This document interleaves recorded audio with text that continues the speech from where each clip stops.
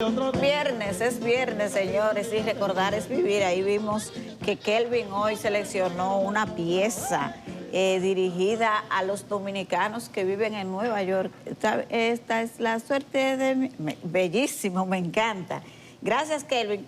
Me imagino que lo que inspiró a Kelvin es que esta será una semana, la que viene, de mucha participación en la ciudad corazón de dominicanos allá, como cada septiembre, por la Asamblea General de la ONU, que se celebra. Entonces, ustedes saben que el gobierno completo se traslada allá, surgen muchas informaciones, y me imagino yo que eso es lo que ha inspirado a nuestro productor para que iniciemos esta jornada de hoy, viernes 19 de septiembre, en Despierta con CDN, con esa música. Bienvenidos. Primero, gracias a Dios por la oportunidad de este nuevo amanecer, de poder iniciar el día junto a ustedes a través de Despierta con CDN y el canal 37 y otras plataformas en las que pueden entrar en contacto con nosotros. Catherine está de camino precisamente a Estados Unidos, Nueva York, porque ustedes saben que cada año le damos una cobertura especial a la Asamblea General de la ONU, y hoy no estará con nosotros aquí, pero quizá no le va a dar tiempo a darnos algunas pinceladas de cómo está el ambiente allá. Buenos días a Federico y a Héctor Marte, que estaremos acompañándoles hoy en esta jornada de viernes, del inicio del fin de semana. El presidente Luis Abinader, a propósito de la Asamblea General de la ONU, había anunciado el gobierno que iría desde mañana a Boston y Nueva York para sostener una serie de encuentros con los dominicanos residentes allá. Pero ayer informó la presidencia que esa actividad ha sido pospuesta por un tema de tiempo, que el presidente no tendría el tiempo suficiente para dedicarlo a esa comunidad tan numerosa en estos días. Incluso había programada una semanal desde Boston para el lunes. Obviamente que eso también ha quedado suspendido, pero a mí lo que me vino a la memoria es las situaciones difíciles que han atravesado algunos políticos con la comunidad dominicana en Estados Unidos anteriormente, que los recibían en el aeropuerto con unas protestas. No estoy diciendo que ese sea el caso, pero la verdad es que hice memoria que en algún momento los políticos dominicanos, especialmente los que estaban en el gobierno del Partido de la Liberación Dominicana, la pasaban muy mal con la comunidad dominicana, que los recibía ya con muchas quejas y enrostrándoles situaciones, y ahora la verdad es que en el país hay muchas situaciones de quejas de la población, especialmente por la tanda de apagones, el tema de la delincuencia, y muchos otros temas, el tema de la economía, que el propio presidente ha reconocido que hay una desaceleración, los números también lo dicen, y digo yo que quizás el presidente no quiso exponerse a situaciones de esas, pero esas son especulaciones. La versión oficial es que el presidente no tenía tiempo suficiente para dedicárselo a la comunidad dominicana en Estados Unidos. Lo que sí va a haber este fin de semana es mucha política. El Partido Revolucionario Moderno inicia hoy su seminario y el presidente va a estar, el presidente Luis Abinader.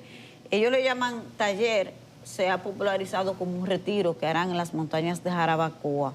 El ministro de la Presidencia y presidente del PRM, José Ignacio Paliza, ha explicado para qué es este encuentro, y donde está exclusivamente invitada la dirección política, la dirección ejecutiva del PRM, y él había dicho que van todos los precandidatos, pero sucede que hay un precandidato que no tiene el rango de miembro de la dirección ejecutiva, pero va a asistir. El doctor Guido Gómez Mazara ha dicho que va a estar por allá y que va a publicar fotos, además de su participación en ese seminario que tendrá un retiro de reflexión que hará el partido de gobierno.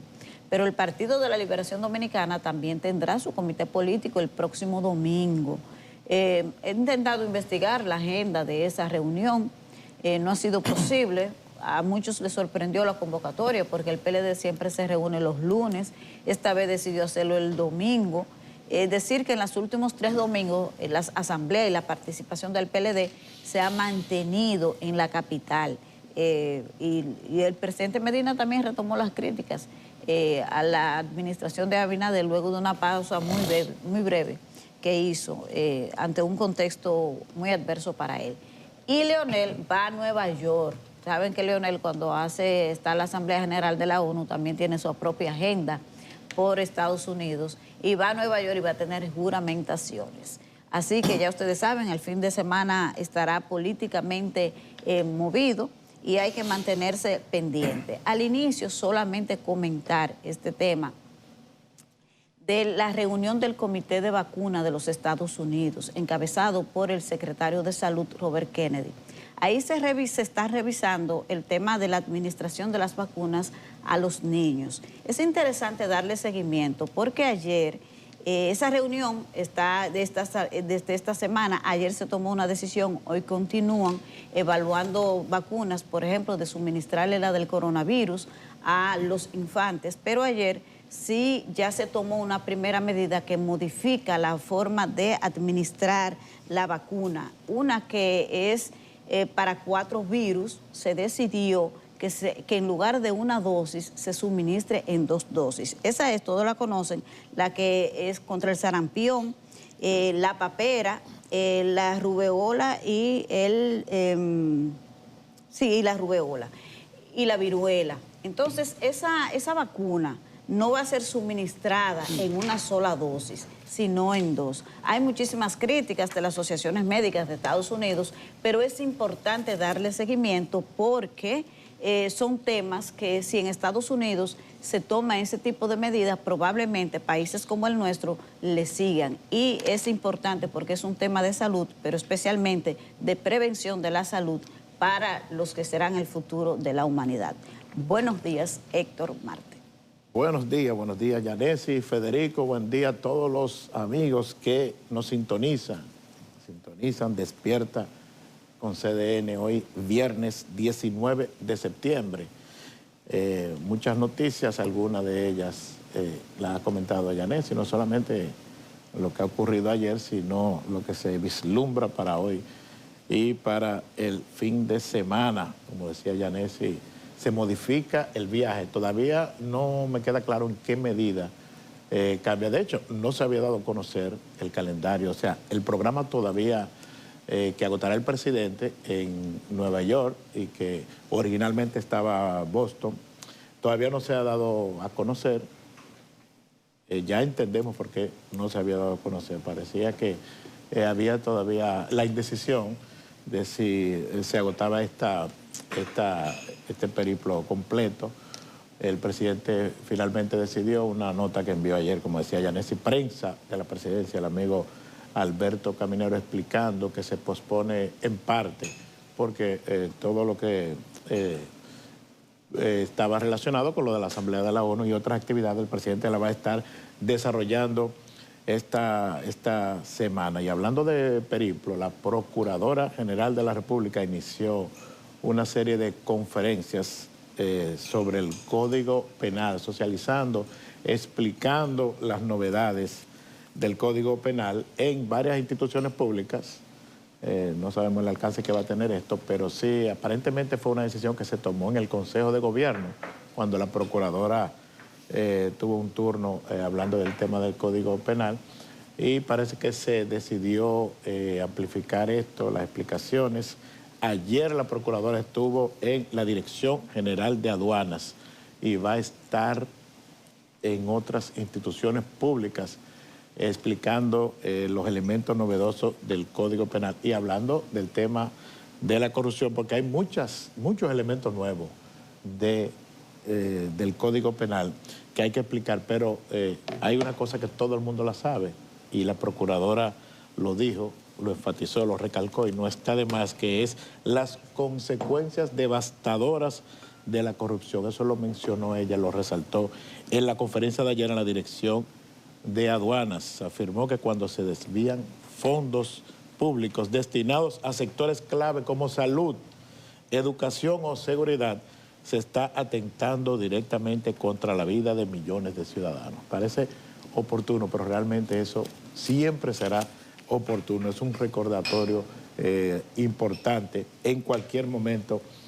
en el que se dé. Sobre el Código Penal hay un proyecto de ley de una diputada que se llama Carmen de la Rosa. Veo que no le han hecho mucho coro. Es probable que muchos diputados entiendan que no es necesario, pero este proyecto me llamó la atención porque nunca había visto que se elabore o se proponga una ley para que se dé a conocer otra, una norma legislativa. En este caso, la diputada Carmen de la Rosa del PRM está sometiendo un proyecto de ley que obliga a los actores del sistema judicial, es decir, a los jueces, los fiscales, defensores públicos y también a los oficiales de la Policía Nacional, entre otros actores, a que reciban una capacitación certificada y permanente sobre el Código Penal. Ese proyecto hace más o menos un mes que se depositó. No veo que haya encontrado mucho apoyo. Quizás entienden muchos legisladores que no es necesario. Lo que sí es necesario, claro, es que sí, que los actores judiciales conozcan y deben hacerlo. Tienen que conocer esta novedad del Código Penal y tienen todo un año para hacerlo. A propósito del retiro del PRM que mencionaba Yanesi, José Ignacio Paliza fue protagonista esta semana. Es decir, fue protagonista de comentarios, debates políticos, o sea, más que en su condición de ministro de la presidencia, en su rol de presidente del Partido Revolucionario Moderno. Primero, por las declaraciones que dio sobre los aspirantes, que todavía hay reacciones sobre eso.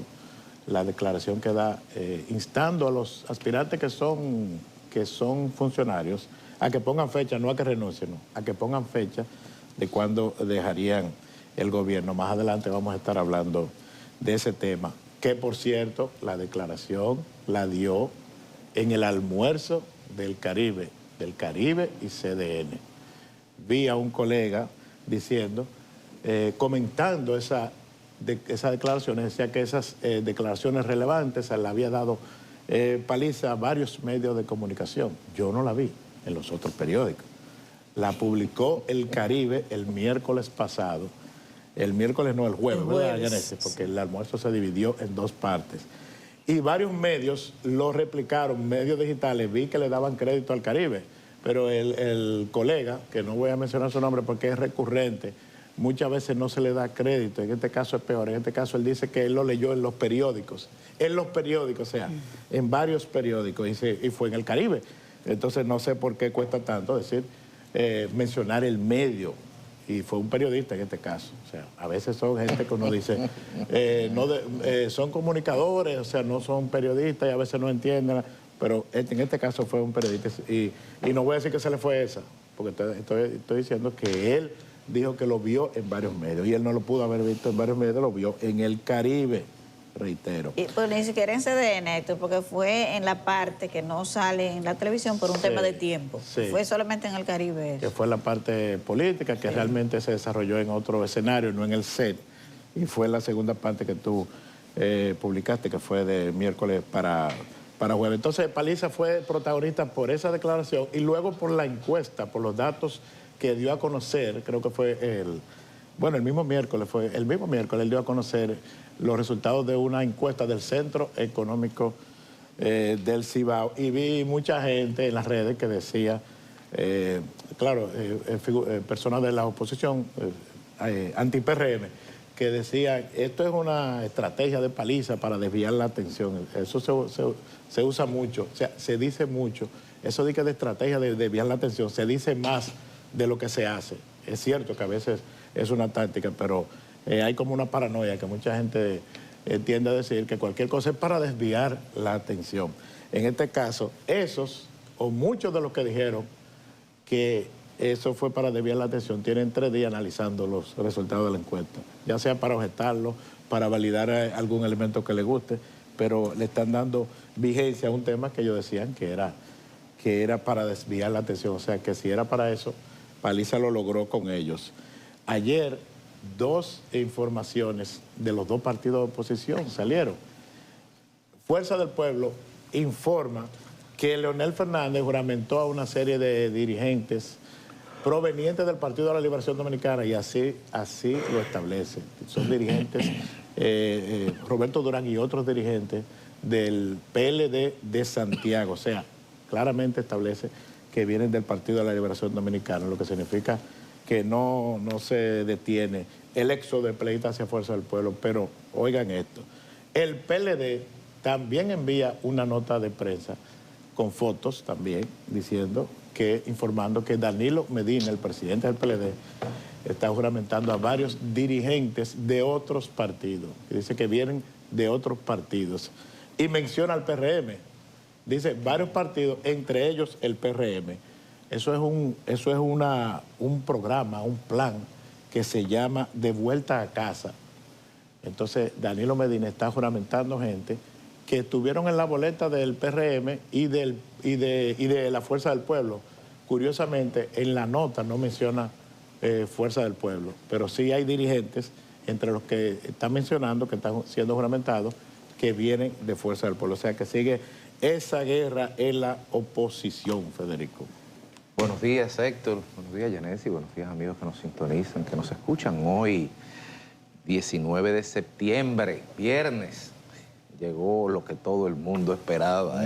Sí, notificados fuimos. Yo a veces veo, escuchándote hablar de esto de las juramentaciones por aquí, juramentaciones para allá. Eso es como que una mesa de dominó con 4 gente jugando. De repente todo el mundo diga que tiene 20 fichas, cuando entre 4 salen a 7. Entonces, los electores están ahí, no le busquen más vuelta, usted no puede. Todo el mundo está juramentando y a todo el mundo se le está yendo. Decidan cuál va a ser el relato. Me causó risa eso de cómo es estrategia para desviar la atención. Para desviar la atención. ¿Quién fue que dijo eso? Hay mucha gente que dice eso, pero eso se utiliza demasiado, es un cliché. Una administración que no tuvo estrategia para comprar carbón antes que se le acabara, tiene estrategia para pagar un fuego mediático. Por favor. Lo que Paliza tuvo que haber dicho, con el mayor respeto, es si la regla de que pongan fecha a quienes apliquen. Porque si vamos a ponerlo de la perspectiva sobre la base de los criterios tamizados de la electividad, lo que igual no es ventaja entonces. Porque ahí estaba la vicepresidenta ayer diciendo, me parece, que tenían que poner fecha, que ella estaba de acuerdo. Entonces uno se pregunta si para quiénes va a aplicar ese criterio. O ahora vamos a utilizar el sofisma de cargos selectivos también para discriminar la universalidad de la aplicación de un criterio que es legítimo y que es legal y que es necesario y que hay que aplicar. Sí, pero como dijo la monjita, recuérdense, a todos. Hoy, Yanesi, 1994, hace 31 años, comenzó la operación Defender la Democracia, donde la ONU entró en Haití para llevar la democracia, para celebrar elecciones, para garantizar el Estado de Derecho, para acabar con el terror de las bandas, en este caso militares, y para mejorar la calidad de vida del pueblo haitiano. Ahí se los dejo, no tengo más nada que decir. A propósito de que 31 años después estamos hablando otra vez de lo mismo.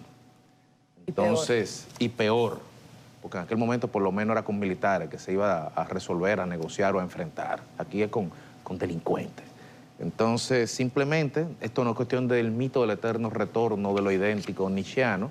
Esto es cuestión de que tenemos al lado a un país que hace más de 30 años no existe. Pero si queremos fingir y decir que sí, sigámoslo haciendo. Total, lo único que perdemos somos nosotros, República Dominicana. Ayer en Estados Unidos continúan los revuelos desatados tras el triste y desafortunado asesinato de Charlie Kirk, que ha sido, pues, desde una perspectiva en términos políticos perfectamente entendible, utilizado tanto por la izquierda como por la derecha de ese país, si se puede hablar de izquierda, en la nación más capitalista del planeta, o el progresismo o el wokismo, póngale la etiqueta que usted quiera, que tenemos una caja llena de etiquetas para ponerle el nombre a todo. Y ahí entonces resulta que el comentarista, con relación a la cancelación del comentarista Jimmy Kimmel, digamos, prohijada, nada más y nada menos, que por Brendan Carr, que es el regulador de comunicaciones de los Estados Unidos.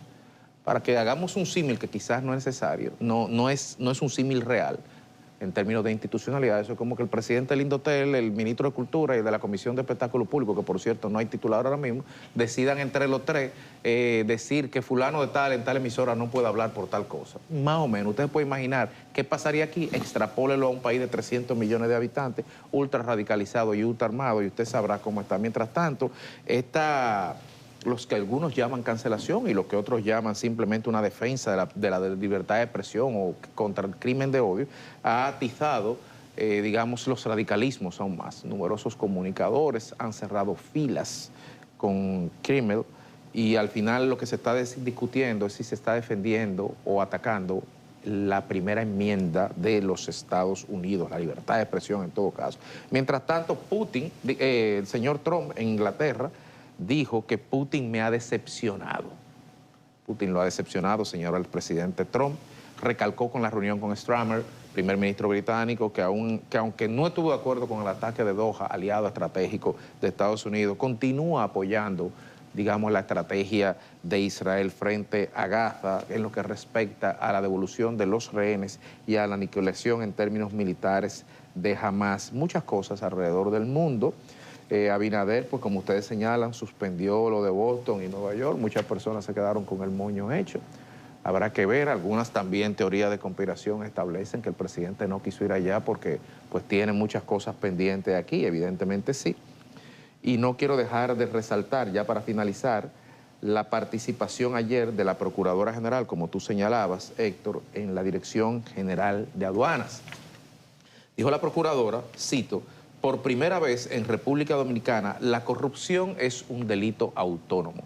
Recordemos, como bien señalaste, que el 4 de septiembre se realizó el 52º Consejo de Gobierno, donde participaron como protagonistas del mismo la Procuradora General, Jenny Berenice Reynoso, y el señor Carlos Pimentel, director de Contrataciones Públicas, donde aleccionaron a todos los miembros del Estado Dominicano, de la alta plana dirigencial del Estado, en torno a los nuevos desafíos, tipos, restricciones y el qué hacer y qué no hacer de estas nuevas leyes que están ahí, un código penal que podemos estar en contra o a favor, pero es indudablemente representa un incremento sustantivo y cualitativo en la lucha contra la corrupción, al igual que un blindaje mayor en la ley de contrataciones públicas. Ahí en esa reunión tengo entendido que se acordó que se iba a hacer un periplo por todas las instituciones públicas del Estado Dominicano para poder un poco llevar la buena nueva del Código Penal y de las contrataciones públicas, porque si bien es cierto que el artículo 1 del Código Civil dice que las leyes se reputan conocidas 24 horas después de promulgada y publicada,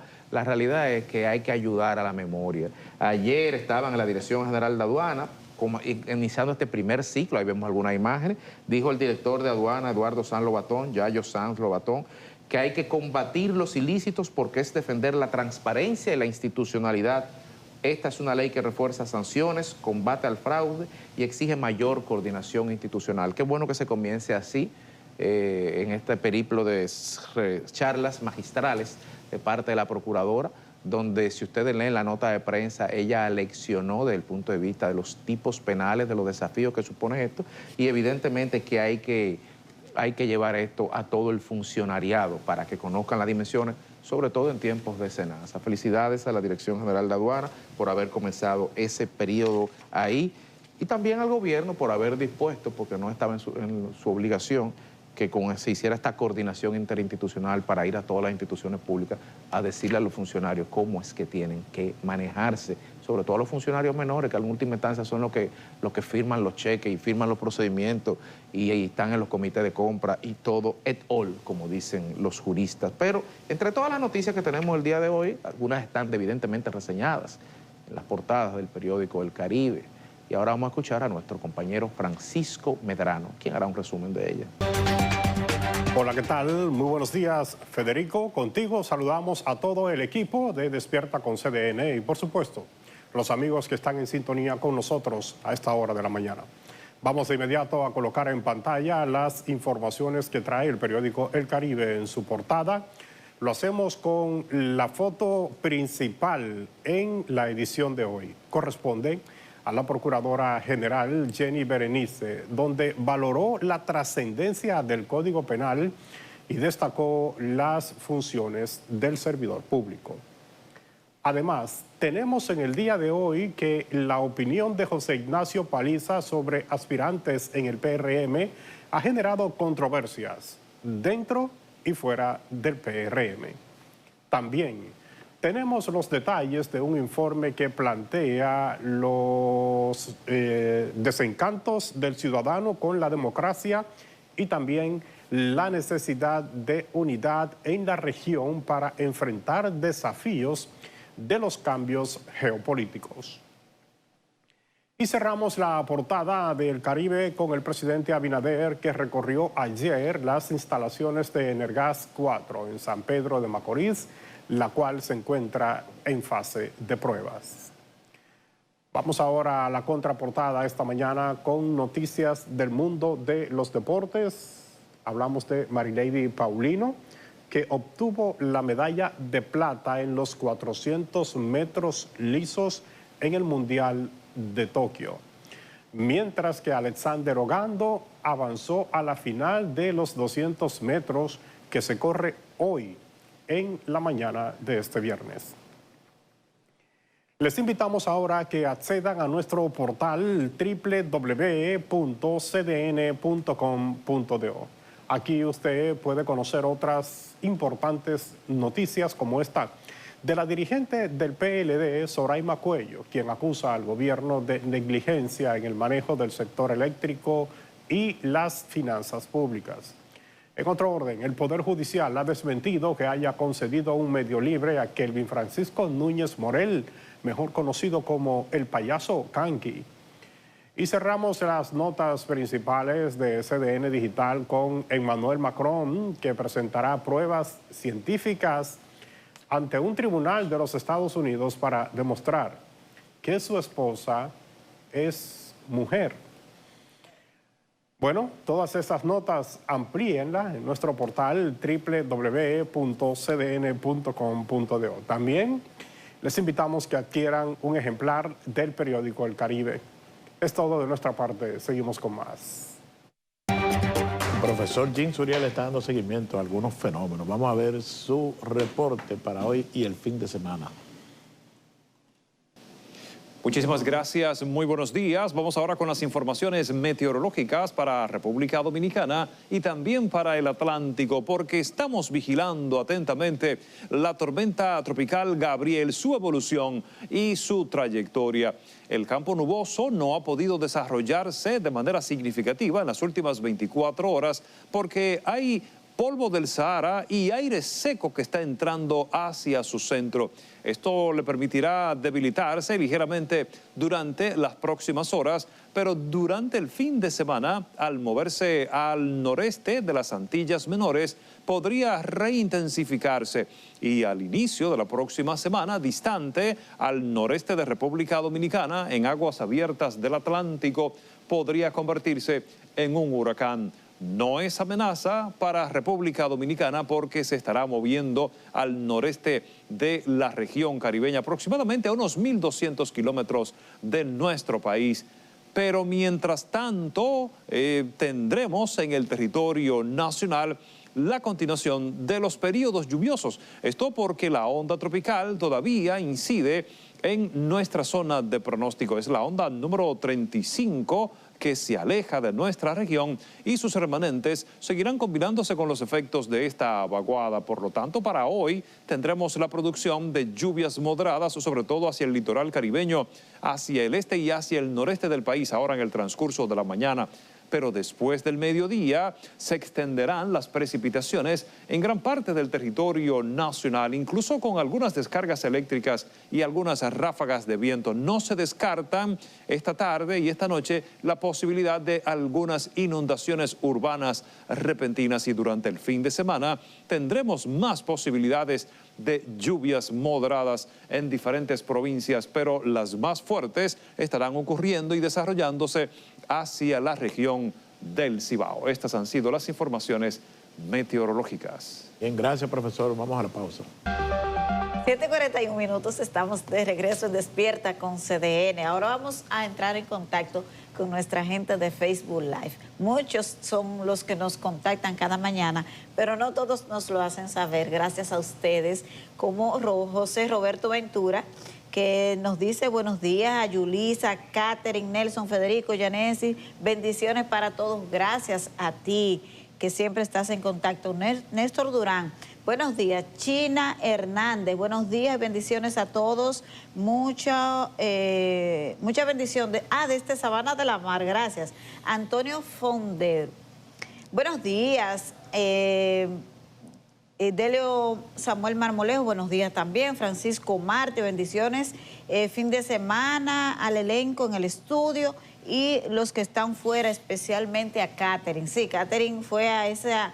Es una enviada especial de CDN en la Asamblea General de la ONU que se desarrolla en Nueva York en septiembre. Juan de la Cruz, buenos días. Monchiraldo, buenos días. Catherine Hernández, Yulisa, Nelson Rodríguez y los demás comunicadores del Estado. Saludo a todos los que no están aquí, pero muchísimas gracias. Monchiraldo, Jacqueline Pérez, saludos, buenos días y bendiciones para todos desde Atomayor, mi gente del Este. Genaro Álvarez Camacho, desde Nueva Jersey, desde New Jersey. Gracias a ustedes, Dios, que el gobierno que resuelve problemas de la electricidad. Nos está saludando Genaro Álvarez desde New Jersey y dice que el gobierno debe resolver ese problema y que están ausentes en nuestra patria. A veces tenemos que tomarnos un tiempito para poder hilvanar bien la idea que nos expresa nuestra gente. Entonces dice que un saludo a nuestra patria. Gracias. Esos son de los temas que yo creo que el presidente quizá valoró, porque la gente de allá son bien críticas. Alan Daniel Vargas Corsino, a mi comunidad de Santiago de los Caballeros, que se llama Matanza, Matanza al Medio. Nosotros somos pobres, sin dinero, y que se tratan como una basura. Eso es lo que usted quiere decir. Son muchos desastres. La luz, los cortes de energía de norte, dice, la cosa está muy cara. Y también la Junta de Vecinos de Matanza, dentro del barrio, el presidente Luis Abinader, que venga a mi comunidad para que pueda como resolver estos problemas. Hay algunas dificultades de redacción ahí, pero lo que entiendo que Alan Daniel Vargas Corsino quiere expresar es que hay muchas dificultades en la comunidad de Matanza de Santiago y que requieren la presencia del presidente Luis Abinader para ver si se resuelven. Cristian Segura, muy buenos días, feliz y bendecido fin de semana desde la Villa Olímpica en Santiago, la gente de la ciudad corazón. José Ramírez, buenos días desde San Tomás. Wow, gracias por hacer contacto con nosotros. Hacen falta calieses aquí. Ay, Dios, no. A mí me parece que usted... Con las redes sociales no es necesario los calieses.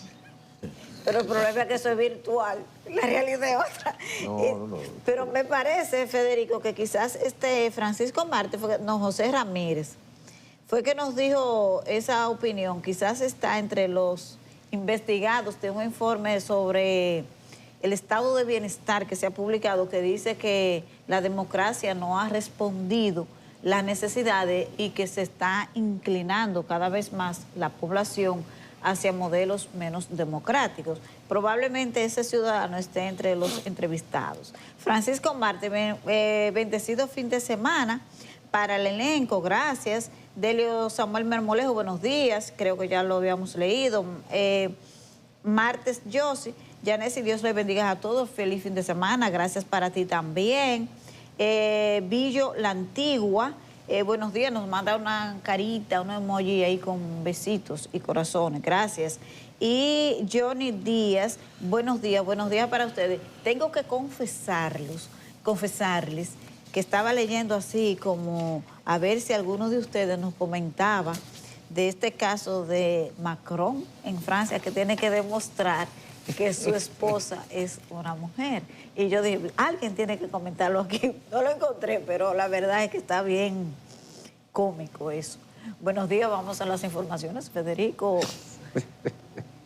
Buenos días, Yanesi, de nuevo. Si eso lo hubieran dicho en un país de Sudamérica, quizás fuera más risible, pero que lo diga, que eso se esté discutiendo en Francia, deja mucho que desear. Pero pasemos a las noticias, como muy bien señalas. La Unión Dominicana de Centros Nocturnos y Diversión, comerciantes y consumidores de alcohol y cigarrillos se quejaron por el anuncio de la Dirección General de Impuestos Internos de aumentar el impuesto selectivo a estos productos. Leison Ovalle nos tiene los detalles. El aumento en los montos del impuesto selectivo al consumo a las bebidas alcohólicas y cigarrillos encontró un gran rechazo en algunos sectores. Que la mayoría de los negocios han bajado más de un 50% de la venta. La venta de la bebida alcohólica está cara para venderla en los centros nocturnos y está cara para comprarla en todas esas casas licoreras.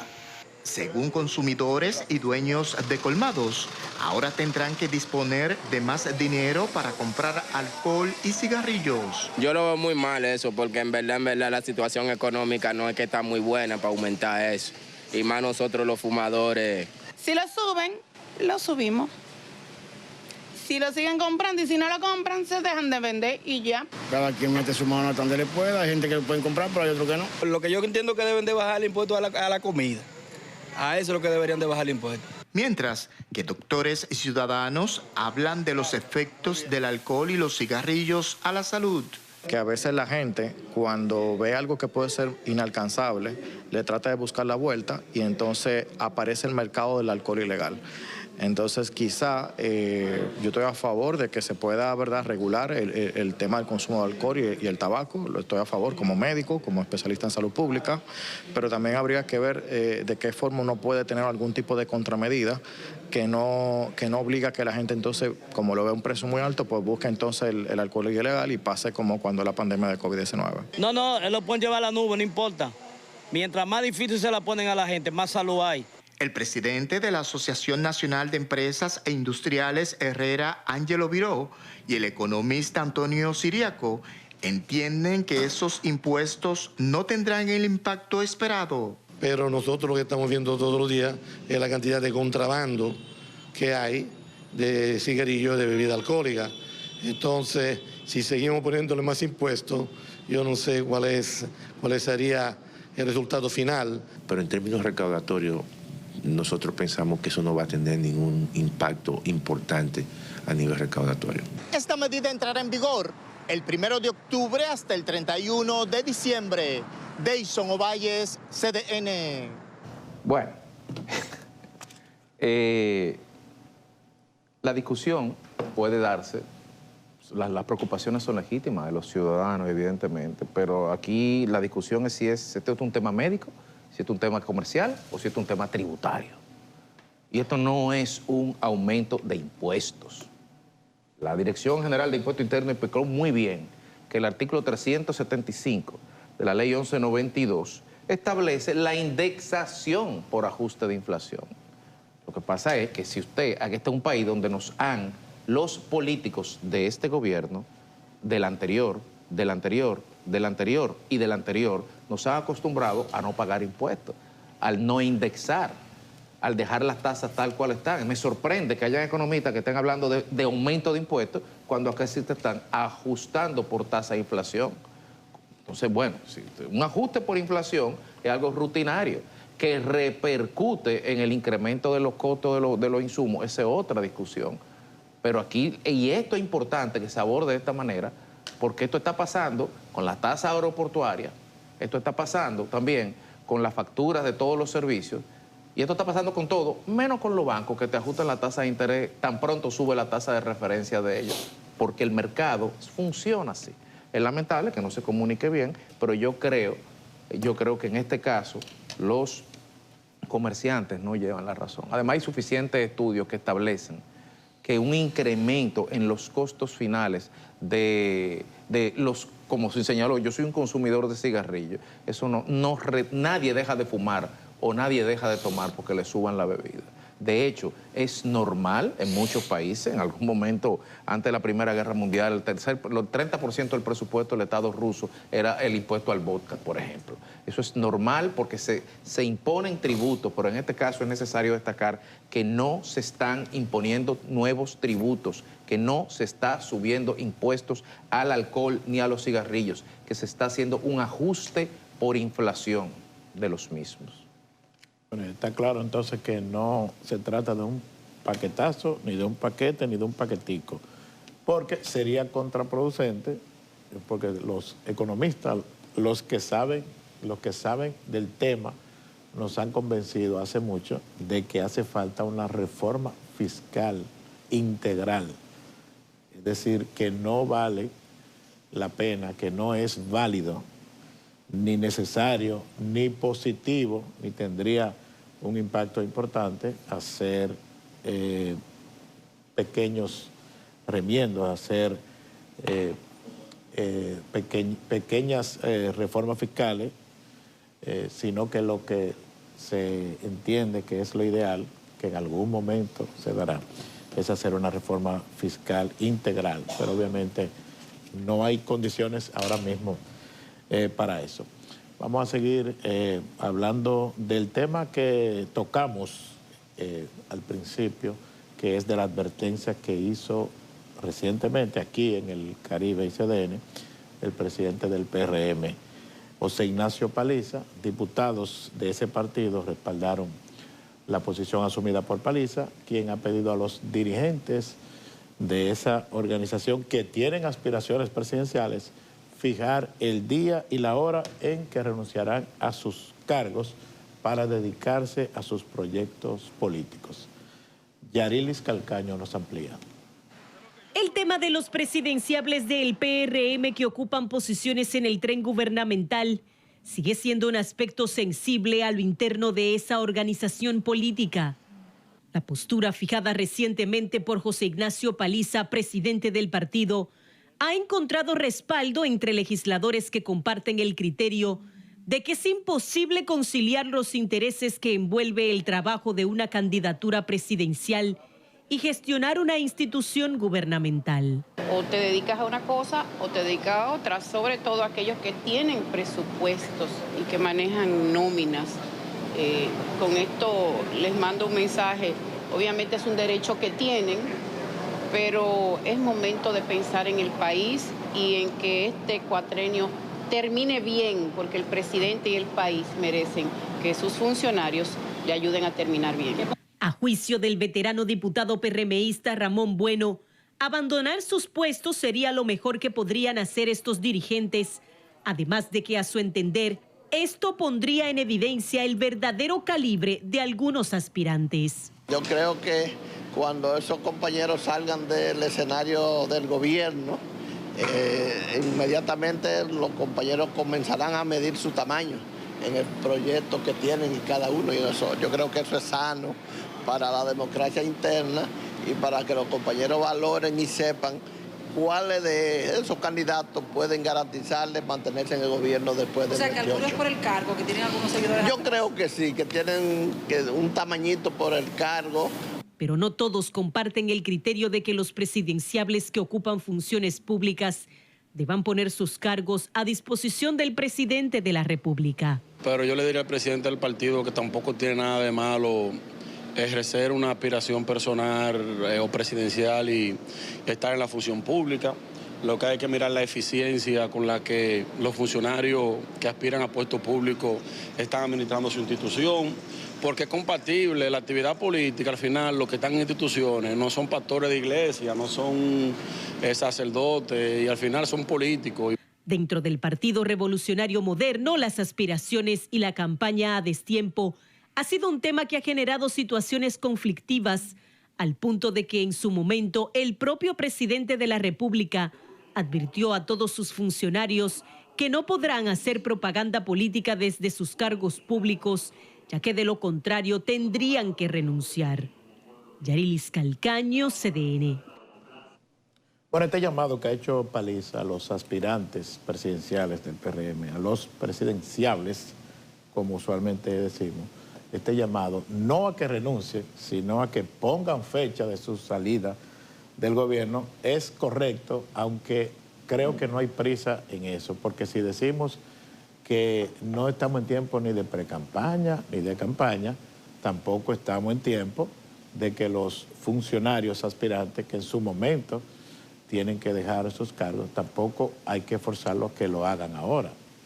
Sí pueden definir desde ahora y sí pueden anunciar la fecha en la que saldrían, no esperar a que el presidente los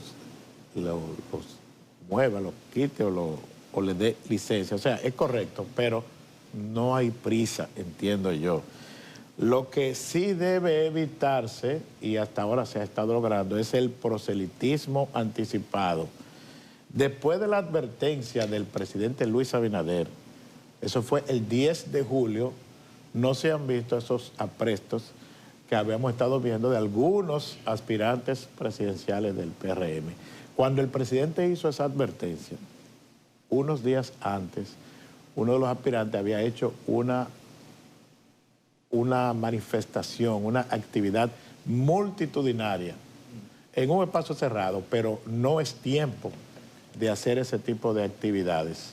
Eso es una actividad típica o propia, no de una precampaña, que no estamos en precampaña, es una actividad propia de una campaña electoral, es decir, se está logrando ese ánimo que había, esa exacerbación que había entre los aspirantes, entre algunos de ellos, se ha logrado calmar con esa advertencia que hizo el presidente Luis Abinader el día 10 de julio.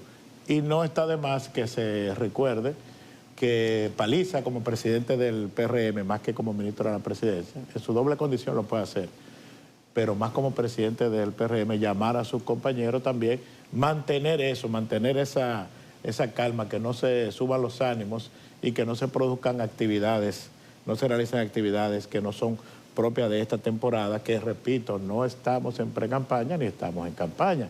La legislación electoral establece claramente cuándo inicia la pre-campaña y cuándo inicia la campaña. Es decir, está correcta la advertencia o el planteamiento de Paliza, pero no hay prisa. Lo que hay que seguir evitando que se produzca el proselitismo anticipado, como no se ha logrado evitar en el Partido de la Liberación Dominicana, por ejemplo, porque hay un amplio sector y un sector importante que, a pesar de la sentencia del Tribunal Superior Electoral, mantiene su plan, mantiene su intención de adelantar la definición de la candidatura presidencial para las elecciones del 28. Si no, pueden ver un tuit, un mensaje que ha publicado en su cuenta de X un importante dirigente del PLD, Robert de la Cruz, quien dice Robert de la Cruz, quien diga que el PLD debe elegir su candidato en octubre de 2027, a solo 7 meses de las elecciones, en verdad procura que gane otro partido.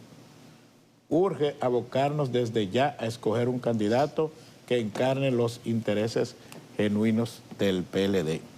Y dice un comentario de la página 2 del Caribe, dice, y si lo dice Robert,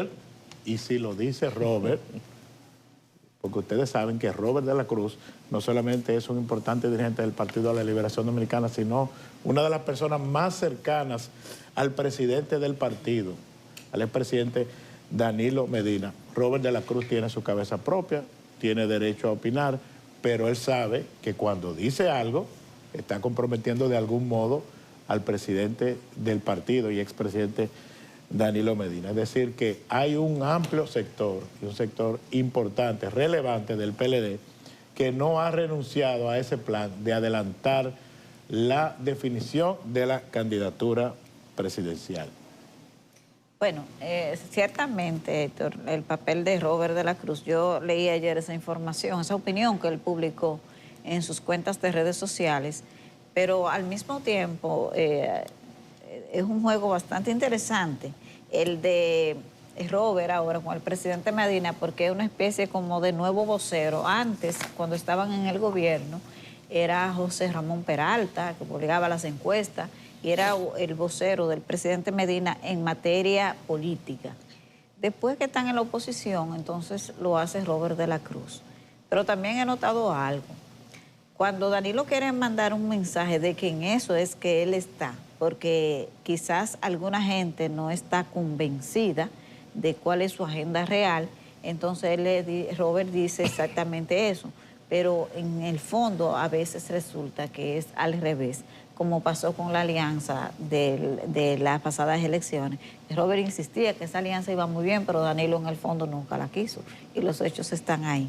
Pero me quiero referir con un poco más de detalle al tema del PRM y las advertencias del presidente de ese partido y ministro de la presidencia con relación a los funcionarios y dirigentes al mismo tiempo del PRM que tienen proyectos presidenciales. A mí me parece que el propio presidente Abinader hace poco tiempo, en la semanal, dijo que después de la advertencia que él hizo a sus funcionarios que tienen proyectos y son dirigentes, que no se veía ningún tipo de activismo, y es verdad. Entonces me parece que esa advertencia de Paliza como que en los hechos no tiene sustento, porque no ha habido un desbordamiento y todos han acatado la línea del presidente y no se observa que nadie esté en una línea distinta. Y además me pareció exagerado que él diga que tiene que poner la hora incluso, no solamente el día, no, que le digan la hora. Y me pareció que es un poco exagerado, un poco fuera de contexto lo que ha planteado el presidente del PRM, y sobre todo, con relación a su publicación de una encuesta del Centro Económico del Cibao, dando cuenta del buen posicionamiento que tendría el Partido Revolucionario Moderno en el electorado. Me parece que al ministro de la Presidencia, que tiene la doble función de ministro y de presidente del PRM, le faltó un poco, y me disculpa, el criterio de oportunidad. La verdad es que en este momento el gobierno no está en su mejor momento. Es difícil por la prolongada tanda de apagones que tiene a la población protestando en distintas comunidades, con quejas por el alto nivel de facturación, por una energía mal servida, por una desaceleración económica reconocida por el propio gobierno, por quejas por otros temas como la salud, el escándalo de corrupción con el Seguro Nacional de Salud, en un contexto tan poco favorable para el gobierno, y que un tema que ocupe a la figura más relevante del gobierno, luego del presidente y la vicepresidenta, que es el ministro de la presidencia, lo que esté es pensando en publicar encuestas. Me parece que eso revela una desconexión entre la agenda política y la agenda social.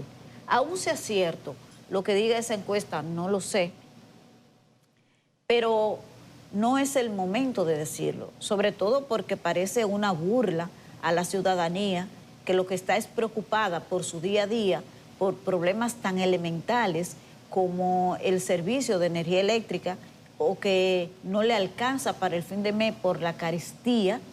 Entonces, que la agenda del ministro de la Presidencia sea estar publicando encuestas de posicionamiento electoral, no me parece que sea el contexto adecuado, ni que eso sea lo que deba ocupar ahora a los funcionarios del gobierno. Eso también hay que tomarlo en consideración, ministro Paliza.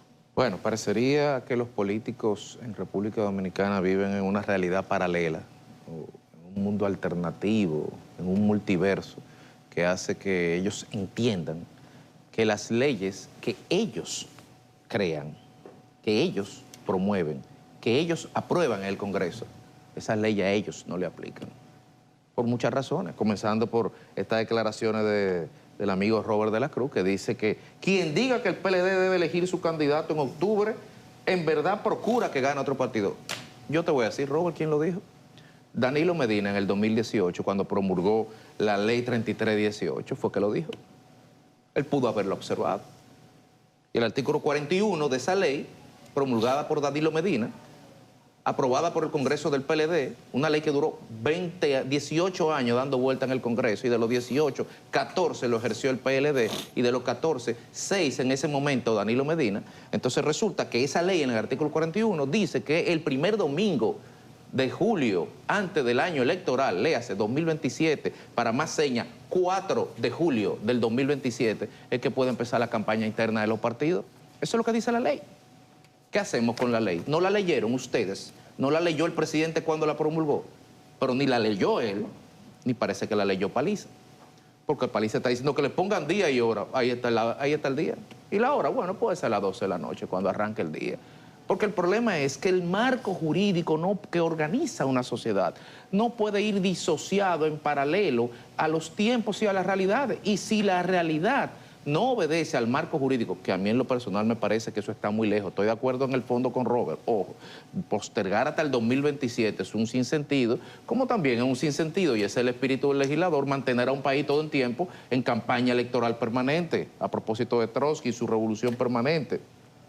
Entonces, al final de cuentas, con el mismo, como el merengue de Juanita Morel, con el mismo tiro mataron a los políticos. Ahora resulta que están atrapados en una ley que tiene una fecha y el PRM soslaya, y las autoridades de ese partido soslayan, que la discusión no es interna, señores del PRM, hay una sombrilla electoral, no importa cuándo renuncien los precandidatos que aspiran, no importa si se quedan los que fueron por cargos selectivos, que esos se van a quedar porque esos sí pueden hacer campaña porque ellos son electivos. No importa nada de eso, porque hay una sombrilla que se llama ley de partidos que dice que nadie puede. Entonces la discusión no es si renuncian o no renuncian, como dice el merengue. La discusión es que nadie puede. Y para muestra ahí está la sentencia del Tribunal Superior Electoral en estos días con relación a 2 partidos que trataron de hacer campaña extemporánea. La política debe circunscribirse en este momento a la ejecución de las acciones. Y tiene razón Paliza, evidentemente, porque es lo que está diciendo, señores, vamos a concentrarnos en el gobierno, vamos a concentrarnos en gobernar, y el que quiera, pues que ponga su renuncia. Eso está muy bien. Y todos ellos coinciden ahí. Entonces, ojalá eso sea un tema, no se puede decir retiro, ¿verdad? Ojalá esto sea un tema para el taller que van a tener ahora en las escarpadas montañas de Jarabacoa, de reflexión colectiva, para que ponderen esto, porque el país está mirando. Y al PLD, para que también entienda, porque hay sentencias que ya lo dicen, que hay unas fechas. Lo que pasa es que aparentemente esos dilemas existenciales o electorales no se le aplican a la fuerza del pueblo. Y ahí es que está el problema, que hay que correr rápido. Vamos a pausa. Mis amigos, estamos de regreso en Despierta con CDN. Como cada viernes vamos a hablar de salud mental. Hoy nos acompaña la psiquiatra Viaris Rodríguez. Vamos a tratar un tema con ella bastante relevante, que siempre genera preocupación y que las orientaciones de los especialistas de la salud siempre es oportuna y es bueno escuchar nuevos consejos de cómo manejarnos, sobre todo cuando se trata de abuso sexual en el seno familiar. De eso vamos a hablar hoy con ella. Buenos días, doctora. Buenos días. Un tema muy fuerte, porque cuando se habla de abuso sexual en el hogar, estamos hablando de un acto sexual no consensuado en el seno familiar. Dígase, en el lugar en donde se supone que tú tienes que sentirte más protegido. Por esto digo que es un tema muy difícil, muy complejo, porque no es lo mismo un abuso sexual por un particular que un abuso sexual en el seno familiar, en donde regularmente pueden ser tu mamá, tu papá, o tíos, abuelos, o cualquier persona que viva justamente en el seno familiar. Según la Organización Mundial de la Salud, una de cada 5 niñas puede presentar un abuso sexual intrafamiliar y 1 de cada 8 niños, o sea que es más común en el sexo femenino. Esto tiene que llamar mucho la atención en los hogares, porque cualquier persona puede estar viviendo un abuso sexual y lo desconoce. porque abuso sexual no solamente hay toques, en abuso sexual también puede haber pornografía o inclusive comentarios acosadores hacia la persona. Y el familiar pues tiene que denunciarlo, tiene que hablarlo. Esa es la idea, porque si no es una revictimización. Doctora, usted acaba, o sea, el abuso sexual no lo podemos encuadrar de la perspectiva de la violación, sino cómo pudiéramos, digamos, tamizar o subclasificar las diferentes manifestaciones de abuso sexual que incluso en determinados ambientes y contextos pueden estar normalizadas o aceptadas como que eso siempre pasa. Todo lo que no es consensuado es abuso. Inmediatamente una persona te lleva a hacer algo que tú no quieres, tú diciéndole que no, eso es un abuso. Inclusive, fíjate que te mencioné que no necesariamente tiene que haber un contacto físico, que te pongan a ver una película sin tú querer, una película pornográfica, eso es abuso. Es muy común en niños, porque los niños pues no tienen las herramientas necesarias para decir no. Y justo eso tienen que aprender los padres, a enseñarle a los hijos a poner también límites, a decir que no y a no temer en decirle a sus padres lo que esté ocurriendo, porque muchas veces este abuso sexual se prolonga o se magnifica justo porque el niño tiene temor, porque el adulto le dice, si tú se lo dices a tu mamá o a tu papá, yo voy a hacer esto o aquello, y esto le causa mucho temor. El abuso sexual intrafamiliar es la forma más difícil de violencia intrafamiliar. O sea, aquí no hablamos de golpes, sino de un abuso sexual. Es una forma de una disfunción familiar. Es también muy común en los abuelitos. Ojo, muchos abuelos han presentado el tema de que tienen abuso sexual y justo por eso a veces eso se queda callado en el hogar, porque ¿cómo yo denuncio a mi papá o cómo yo denuncio a mi esposo? Pero tienen que denunciarlo, porque esto puede traer muchos efectos, muchas consecuencias a este niño o a esta niña que sean abusados sexualmente en el hogar. Pueden traer consecuencias a corto plazo y a largo plazo. A corto plazo, si tú ves que ese niño no está rindiendo en sus clases, eso es un llamado de atención. Si ese niño o esa niña tiene temor a quedarse con una persona en específico solo en la casa, eso es un llamado de atención. Si ese niño o niña tiene una conducta regresiva, es decir, se orina en la cama o tiene una voz muy aniñada, eso es un llamado de atención. Si este niño o niña se está aislando, no quiere jugar, no quiere salir de su casa, es un llamado de atención. El niño tiene muchas llamadas de atención diferentes a los adultos, pero cada cambio de conducta es un llamado de atención para el adulto, para que se siente con el niño y le pregunte qué está ocurriendo. Esas son consecuencias a corto plazo. A largo plazo tenemos que puede ese niño presentar un estrés postraumático, que es muy común. Puede cuando esta persona esté adulta ya no poder tener relaciones sexuales sanas por el temor o porque justamente el estrés postraumático les recuerda ese acto o esos actos de la anterioridad. También puede presentar depresión, trastornos de ansiedad y justo lo que decías, Héctor, insomnio. Lo mejor del mundo es dormir. Sin embargo, cuando hay un tema de una disfunción familiar en donde haya un abuso sexual, no importa la edad, un signo de alarma también es el insomnio, tanto a corto como a largo plazo. Usted daba una cifra, doctora, ahorita, de la OMS, o sea, sí, cifras globales. ¿Tenemos una idea de con qué frecuencia ocurren este tipo de casos aquí en el país? Y sabemos que el elemento de la dificultad de que se dé la denuncia también puede quizá dificultar a que se recojan esas estadísticas. Las estadísticas, mira, es difícil en la República Dominicana el tema de las estadísticas en este caso en específico, ya que hay mucho temor a hablar de yo fui abusada sexualmente. Es un tema de culpa, de miedo, de estigmatización. Hay mucho estigma con el tema del abuso sexual. No te puedo mencionar que hayan algunas cifras creíbles. Yo te puedo hablar de cifras creíbles de la Organización Mundial de la Salud, que fue la que te comenté. También de UNICEF, que habla más o menos uno de diferencia con las cifras de la Organización Mundial de la Salud. No tenemos cifras realmente. Yo no te puedo mencionar cifras que sean creíbles. Doctora, bueno, primero tenemos que decirles a ustedes que los teléfonos están en pantalla para que ustedes puedan llamarnos al estudio y poder preguntarle a la doctora sobre las inquietudes que tengan sobre este tema que estamos tratando hoy. Ahí tienen los teléfonos, así que vamos a esperar sus llamadas.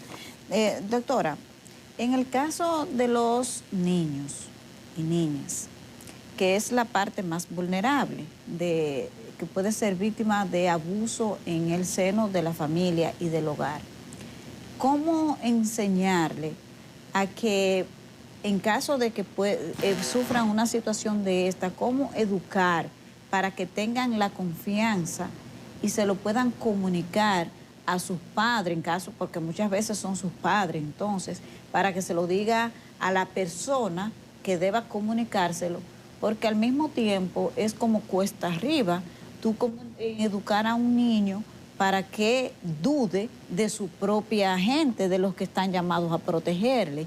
¿Cómo manejar esa parte? Mira, a los niños hay que enseñarles a dónde se pueden tocar y dónde no.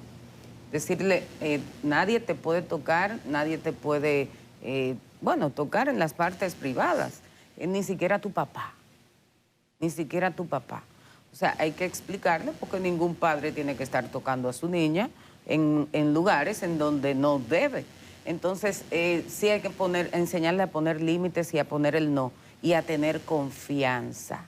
Cualquier cosa tú me lo dices y también en caso de que esté ocurriendo el abuso, creerles, porque muchas veces lo ponen en duda y el niño o la niña lo que hace es que se retrae, se reprime y no comenta nada. Pero sí hay que creerles, porque muchas veces, no, cuidado si él se lo está inventando. Ojo, créale, no lo presione, escúchelo sin presionarlo, para que ese niño o esa niña no se sienta juzgado por usted.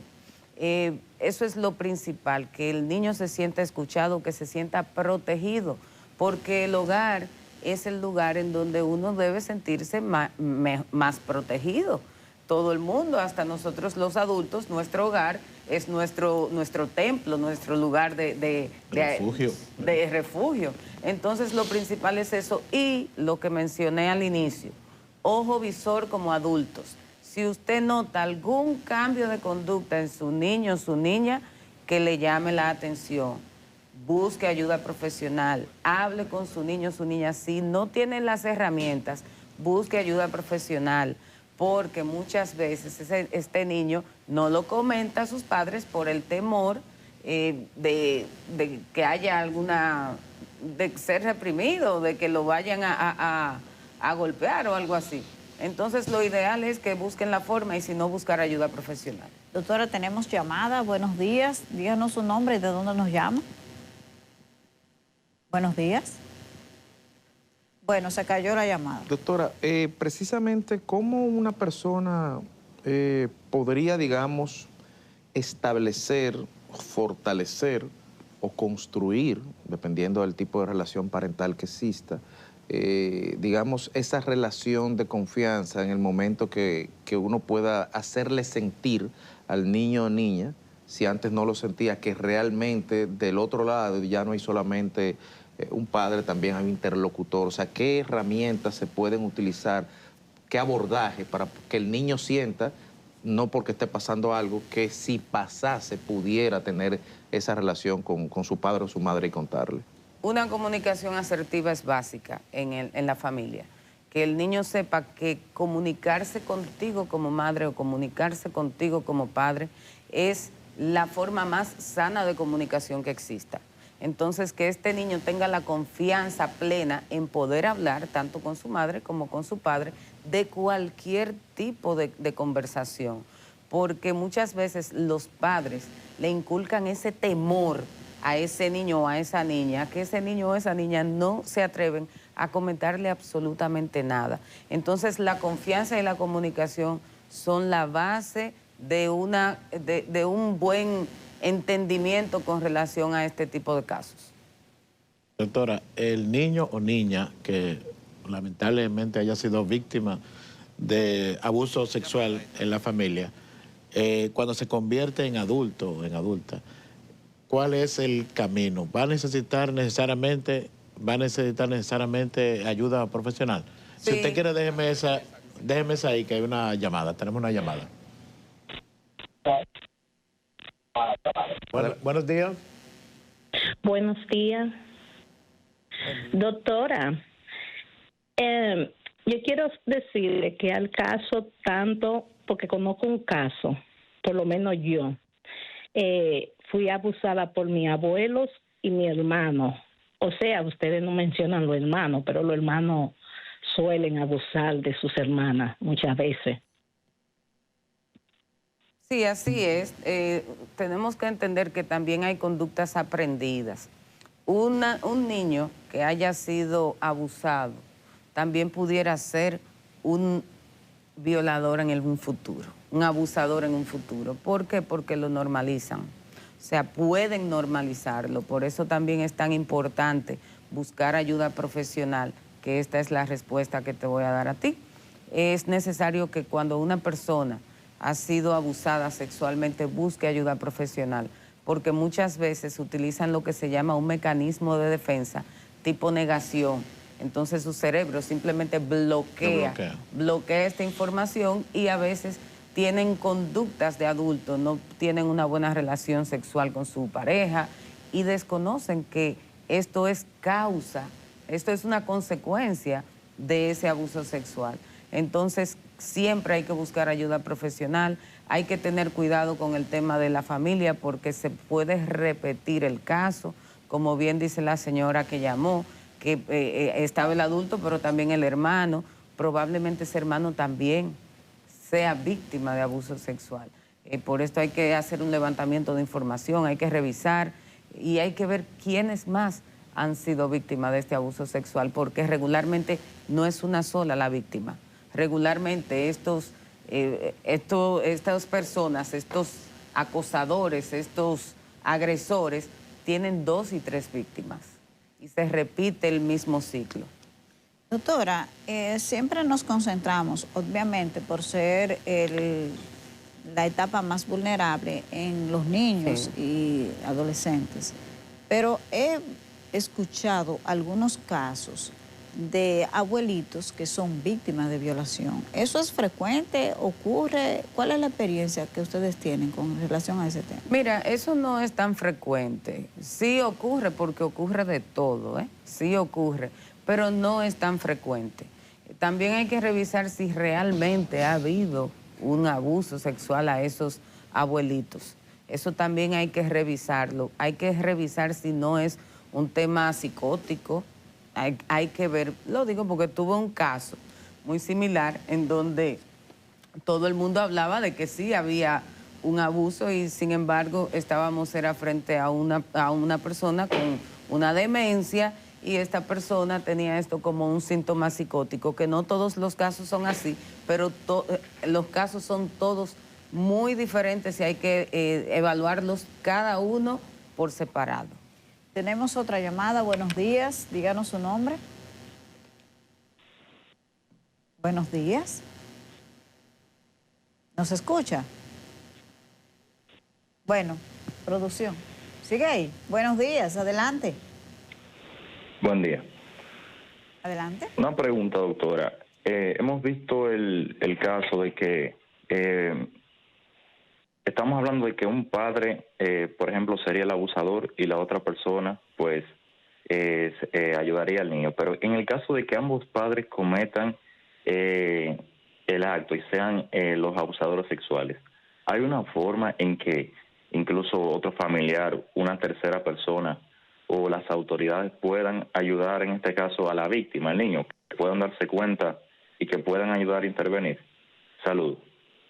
Mira, cualquier persona puede denunciar. Cualquier persona puede ser el salvador de ese niño o esa niña. Si usted ve que una familia está siendo abusador con un niño o cualquier tipo de maltrato, porque hay muchos tipos de maltrato infantil, denúncielo. Ayude a ese niño, ayude a esa niña. Cualquier persona podría denunciar, un familiar, un vecino, quien sea. Bueno, ya tenemos que irnos a una pausa, pero dame un minutito, que quería hacerle una pregunta a la doctora. ¿Cómo educar a un niño o en esa etapa que está el desarrollo de la personalidad? Si los casos de abuso que se observan están en el seno familiar, provienen de sacerdotes. En estos días conocimos un caso de un sacerdote que fue suspendido porque luego unas mujeres que fueron abusadas en su etapa de adolescencia hicieron la denuncia.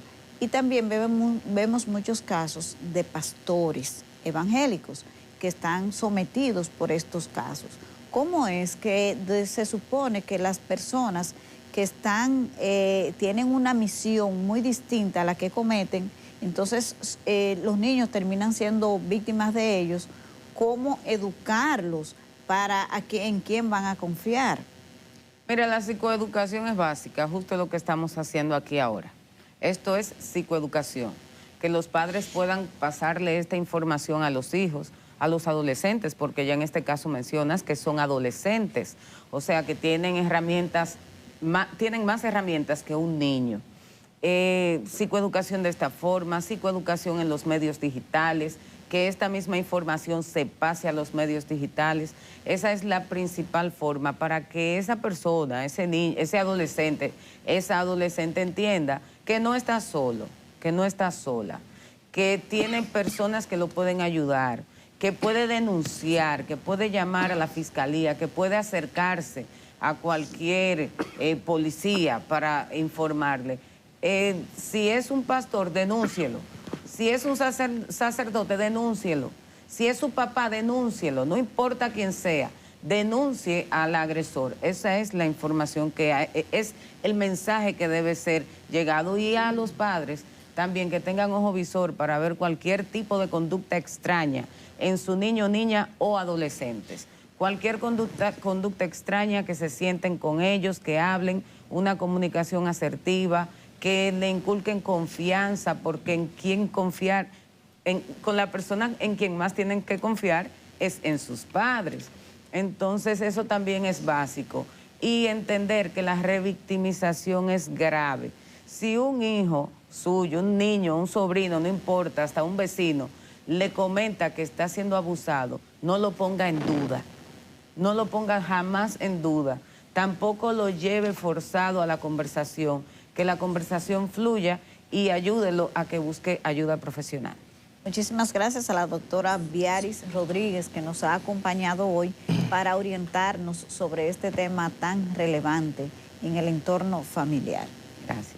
Nosotros vamos a pausa, ya volvemos. Está con nosotros el señor José Rafael Grateró, CEO de Switch Hubs, una empresa que tiene un tiempo apoyando y trabajando, entre otras cosas, el tema de la economía naranja, de impulsar la economía naranja. Y al respecto, en alianza con el grupo SIP Group, nos va a comentar hoy sobre la 5ª edición del Foro Caribe Naranja 2025 con el tema Emprendimiento Cultural, Creativo, Innovación, Sostenibilidad e Impacto, que se va a celebrar, este 7 de octubre en el Hotel Intercontinental de la República. Buenos días, José Rafael. Gracias por estar aquí otra vez. Ustedes estuvieron hace un año hablando del cuarto foro. Primero que nada, mil gracias por la invitación, compartir escenario aquí con ustedes, es un placer.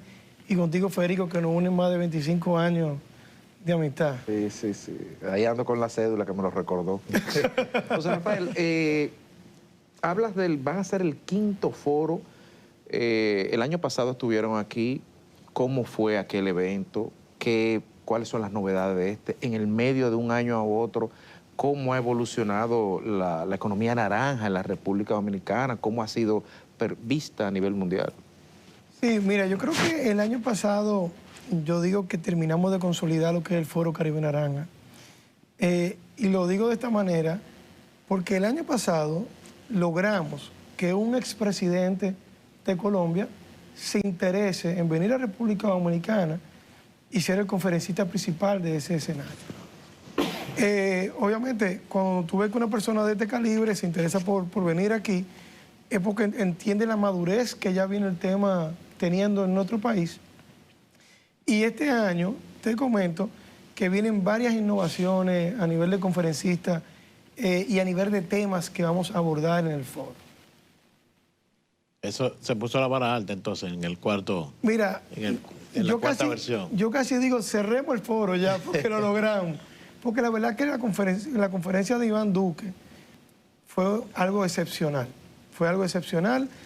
La audiencia, rompimos todos los récords de asistencia, los récords de personas que se conectaron. Y nosotros mismos nos decíamos, ¿qué sigue? ¿Qué sigue? O sea, y aparte de Iván Duque y Felipe Buitrago, que tienen el libro Economía Naranja, una oportunidad infinita, son considerados los padres de la economía naranja. Entonces, ¿qué seguía? Y la verdad que, digamos, nosotros que lo que somos creativos, vamos a decir, y empresarios, dentro de la propuesta de valor de este año, nosotros dijimos, el tema Bad Bunny no puede quedar fuera. El tema Bad Bunny es el mejor ejemplo del gran impacto que generan las industrias culturales y creativas en un país.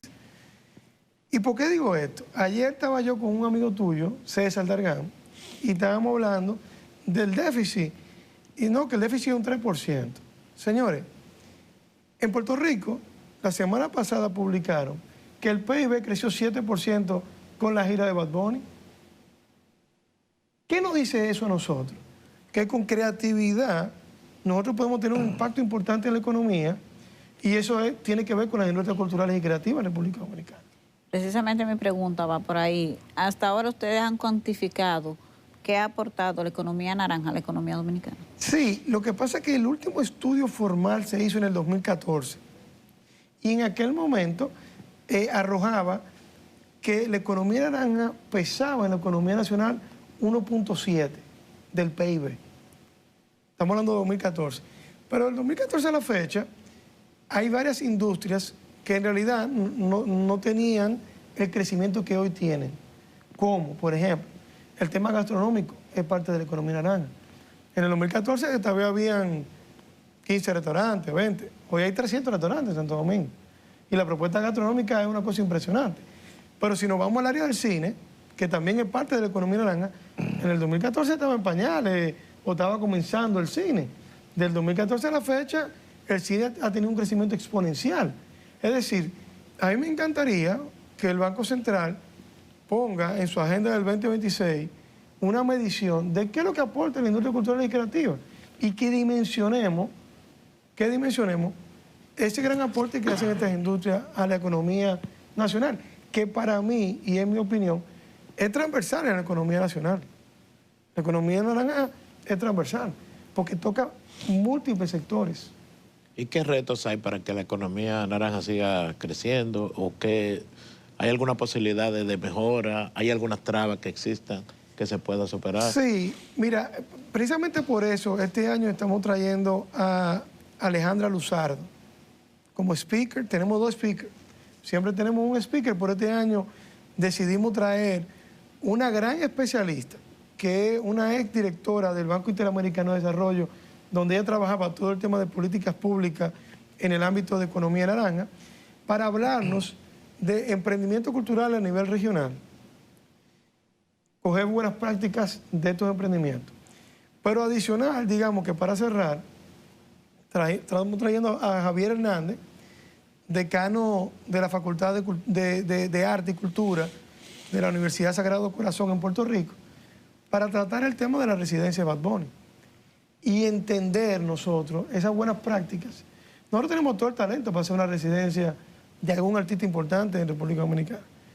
Entonces, ¿por qué no en ese escenario abordar ese gran tema y tratar de esas buenas prácticas llevarla a cabo en República Dominicana? Cuando hablamos de economía naranja, te has pincelado algunas cosas. Te pregunto, ¿cómo podríamos ver, por ejemplo, en el turismo, un motor que pueda y cómo se complementan una con otra en materia de impulsar. Y el marco jurídico en la República Dominicana, ¿es propicio o haría falta una readecuación? Mira, el año pasado nosotros de hecho tocamos el tema de turismo cultural y sostenible. República Dominicana históricamente está posicionada a nivel internacional como un turismo de sol, playa y arena, no como un turismo cultural. ¿Qué pasa? Nosotros estamos convencidos de que hay una gran oportunidad de agregar el componente cultural a la propuesta turística de la República Dominicana. Nosotros fuimos el primer país de América, o sea, es decir, la parte cultural que nosotros tenemos es tan rica que no la estamos explotando a nivel internacional. Ahí hay una gran oportunidad. Tú comentaste, Héctor, el tema de la oportunidad. Es una gran oportunidad para República Dominicana. ¿Cómo articulamos una agenda, Ministerio de Cultura, Ministerio de Turismo, y llevamos una propuesta cultural a nivel internacional? Y adicional a lo que tú comentabas, Federico, con el tema de la parte legal, en el foro siempre tratamos de tener un panel de propiedad intelectual, porque definitivamente nosotros no hacemos nada teniendo una buena idea si nosotros no la registramos. Porque al final del día, si tú no la registras, no te pertenece la idea. Entonces, nosotros fomentamos siempre en el foro de que si tú tienes una gran idea, registra tu idea para que tú tengas la titularidad de esa idea y te pertenezca. Y ahí nos vamos al tema de patentes. ¿Cuántas patentes se hacen en República Dominicana? ¿Cuántas patentes se hacen en Estados Unidos? O sea, la brecha es grande. Ahí hay una gran oportunidad de incentivo al tema de patentes en nuestro país, definitivamente. Entonces, el foro es el martes 7 de octubre. El foro se va a realizar, porque me encantaría obviamente que nos acompañen, el martes 7 de octubre en un hotel de la ciudad, de 9 a 12 del mediodía. Son 3 horas. Es sumamente dinámico, se abordan más de 13, 14, 15 temas en 3 horas. ¿Y la participación cómo es? ¿Todo el que quiera ir puede ir? No, es por invitación. Es por invitación. Obviamente tratamos de que muchos sectores se vean representados dentro del foro, pero la mejor parte es que el foro se transmite de manera streaming, en vivo, de manera gratuita, para que toda la población se pueda conectar. Todo el que quiere ver el foro se puede conectar en forocaribenaranja.com y disfrutar el foro de 9 de la mañana a 12 del mediodía el martes 7 de octubre. ¿Es gratuito la participación? Correcto, es gratuito.